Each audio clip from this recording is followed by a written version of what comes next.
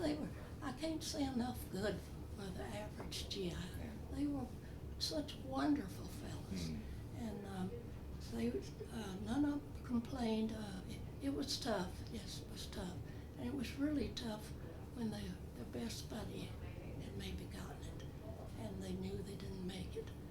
And so they looked on us as mothers and sisters, maybe aunts or someone close, and they would just spill over and tell us all their problems. Like they'd show us pictures. Oh, I just got this picture.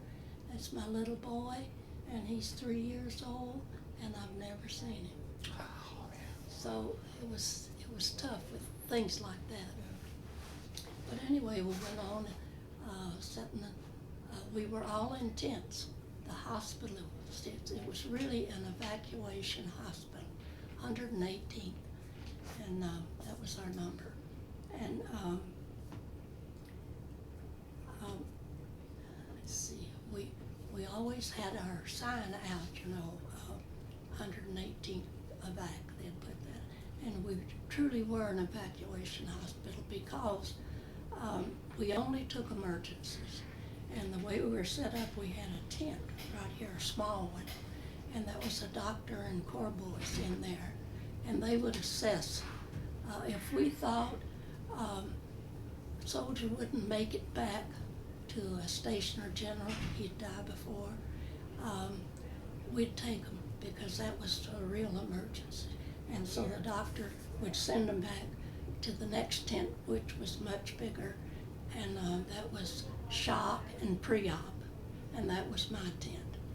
And we stopped the hemorrhages, and if they were in shock, tried to bring them out. And at that time, we didn't have any way of preserving whole blood, which they needed, but they had plasma, which is the next best thing to whole blood. And it would be a dried powder in a jar, and then you got another jar that was full of sterile water, and we had to put the needles through and mix that up and give it to the soldiers. Many of them had a lot. I don't remember a whole lot dying on me, some of course, but it seemed like we got most of them back, the next tents back. There were about 3 or 4 big surgical tents, and there'd be more than one operating table in there. And they'd do the operating or stop the blood or sew it up or somewhere or other, and get them well enough to send back in an ambulance to a station or general hospital. So I really felt that we saved lives. And it was a busy time, and it was an extreme, exhausting time because I couldn't help but feel a personal attachment. And how would you cope with that? I mean, you were exhausted, and mentally, I think it had to exhaust you as well to see that. I mean, experience things that most people hadn't. How would you keep your battery full? I knew I could do some good if I kept my senses, and I would be a detriment if I lost it. Mm-hmm. And so I prayed a lot, and I asked God to give me the strength and the knowledge and the courage to carry on and to help them, save their lives, because I couldn't help but think each one, maybe this fellow's married and has a couple of children. Right. Yeah.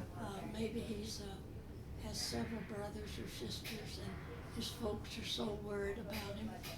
And I just couldn't help but do that. But yet I'd tell myself, now hang on, because you won't do any good, you'll do harm if you lose it. So most of our girls did, few didn't, but most of them did. And we had a few doctors. In fact, our CO, our colonel in charge, we called it battle fatigue then, and he had to be relieved because I don't know, he was just in charge, he really didn't operate or do any of that. But the responsibility was great. Yeah. And I'm sure he saw them coming and going. So we were up in Cologne, Germany, on top of a hill, and we looked down at the double cathedrals there. Oh, uh-huh. And one night we heard the tanks rolling by, and my husband's to be stopped off for a second. And Wow. he didn't know where he was going either, but see, we were mobile, we moved. Yeah. And at that time, as the GIs called it, we had Jerry on the run. We Mhm. had plenty of casualties and all, and I thought, yeah, we got him on the run, but we're still losing troops. Mhm. And so we would work. At that time in the States, you could only work 8 hours a day because they figured you were exhausted and you weren't on top of things. Now you can work 12 hours a day, but we'd have to work 12 because somebody had to be there, and we'd have double shift, 12 on and then 12 off.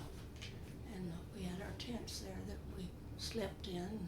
They had a mess tent. It was a pretty large outfit when you thought of a hospital Mhm. in a tent, and we moved as the front moved. Generally, how far back would you be from the front? Well, I don't know, but I know we could hear the guns. Really? Oh, Mhm. wow. And on down, I guess this was in Germany, the Germans had a big 88 gun, Mhm. and that was, the boys hated that. Oh, yeah. It was a big one. And you'd be working over a fellow. He might be on the floor, he might be on a cot, and one of those would go off, and the roof of the tent would go whoof, whoof. You'd think it was gonna blow off, and you know, I couldn't help but jump. It just made me jump Yeah, every yeah, time, sure. and I've never gotten over that. I hear a loud noise, and I just jump out of my skin there. But how those tents held on, and let's see, we kept going. You got out in front of the lines a few times, Yeah, didn't you? 2 times, too far, too close. Ah, And geez. they sent us back.